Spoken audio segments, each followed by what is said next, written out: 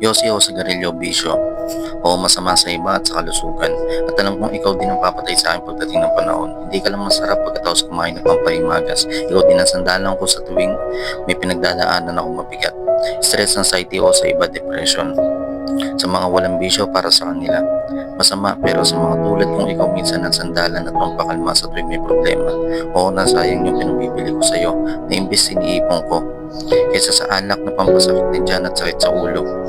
Kinabukasan, salamat Yossi, andiyan ka sa tuwing kayaking kailangan. Hindi ka mahirap hanapin para mga kaibigan.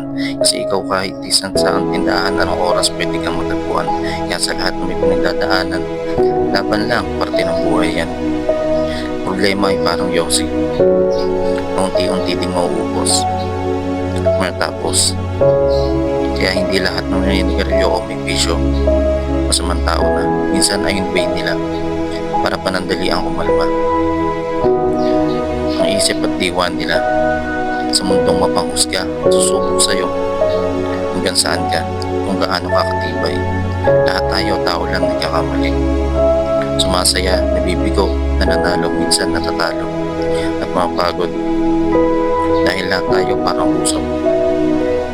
Lahat tayo maglalaho din sa mundo. Kaya piliin mo lagi maging masaya.